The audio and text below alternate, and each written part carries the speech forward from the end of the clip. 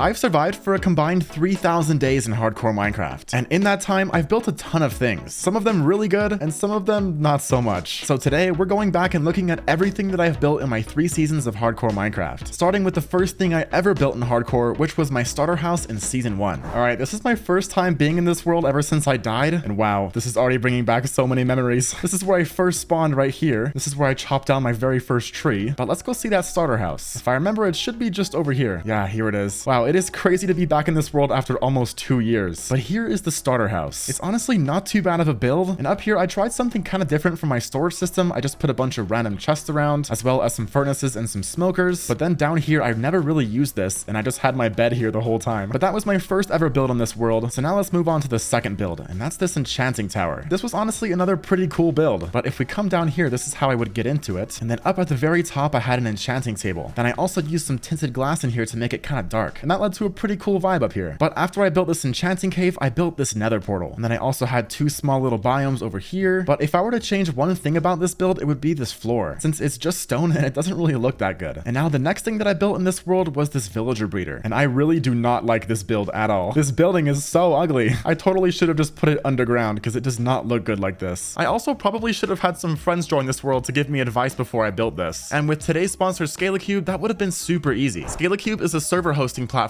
that makes it super easy to make a 24/7 Minecraft server with amazing support for over 1,500 mod packs and over 3,000 forge versions. What really sets aCookieGod apart from other server hosting platforms is the ability to install multiple servers on one pricing plan, which really comes in handy for playing with your friends on a private server while also hosting a public server for other players to join. As long as you have enough RAM and disk space, aCookieGod will let you install as many servers as you want. Other server hosting platforms don't let you do this. And to make things even easier, their unified control panel allows you to manage billing and all of your game servers in one place. And these aren't just normal servers either. aCookieGod offers high-performance, ultra-low latency servers with 99.9% uptime in tons of locations around the world. So try out aCookieGod today through the link in the pinned comment or description and get 50% off your first month. Thanks again to aCookieGod for sponsoring that portion of this video. But here's what it looks like inside. Oh, there's an enderman. But if we come down here, then we have all the villagers, and then down below was my villager conversion area. And that brings us over to the next build actually. And that was this underground village. This village actually turned out amazing. I think it's probably the best build in this world. But if we come over here, I had all my librarian villagers. Then over here, I had all of my armorers, toolsmiths, and weaponsmiths. And then over here, I had all my farmers. As I was editing this video, I realized I forgot a pretty important build, and that's my storage cave. And this cave actually turned out really good, but I definitely missed an opportunity to make this ceiling look good, since it's just stone with some glowberries. Oh, and look at this. I had so much netherite in this world that I was just flexing at this point. But now it's time to look at the next build, and that's my end transformation. And I don't even remember where the stronghold is. Oh, how am I gonna find this thing? Let's try through the nether. Oh wait, yeah, I almost forgot. I also built this nether hub. There were supposed to be some paths over in this direction, as well as the other 4 directions, but I died before I could complete it. But I think if we go down here, let's see. Yeah. Also, I have no idea what I was doing with this, but this is just so weird. I don't even know why I built this. But let's see if I can find my stronghold now. Maybe it was up on the roof? Oh, is it this portal? Okay, here we are.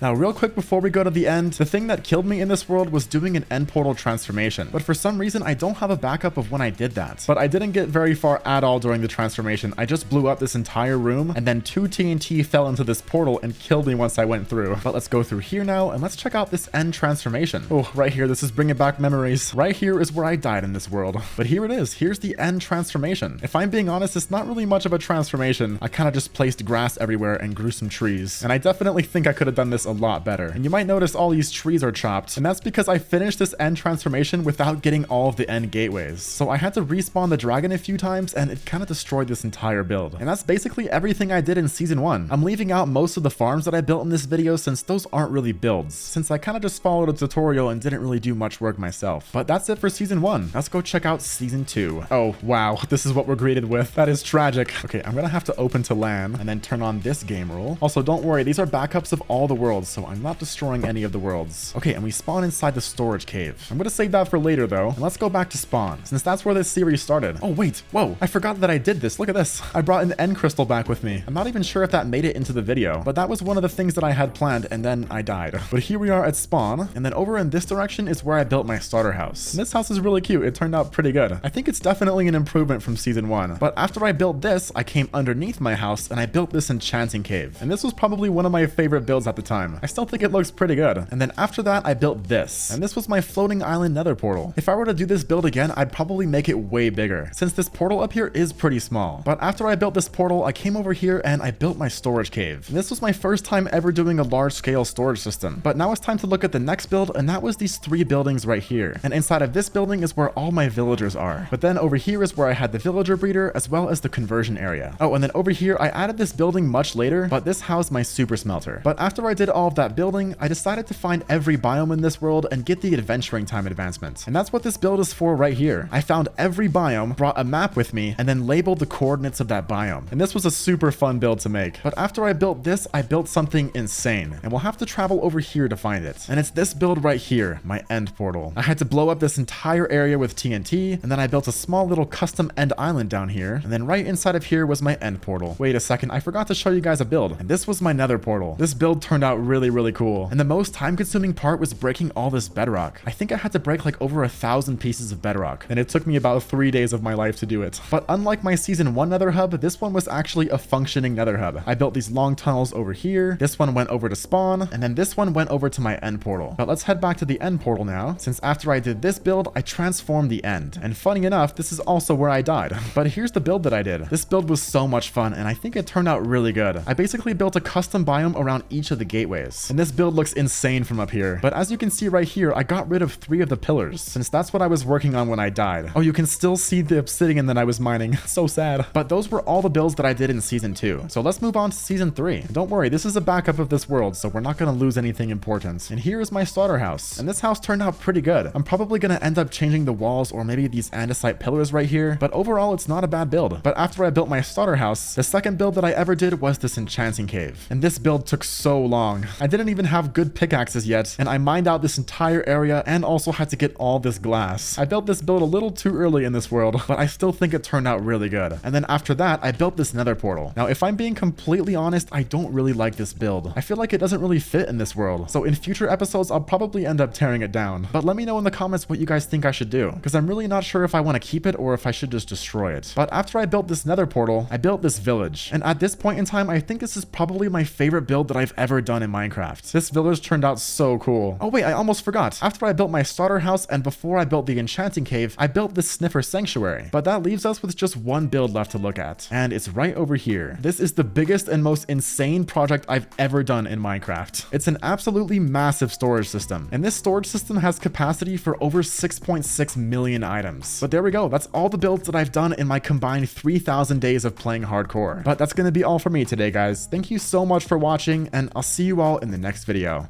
Bye bye.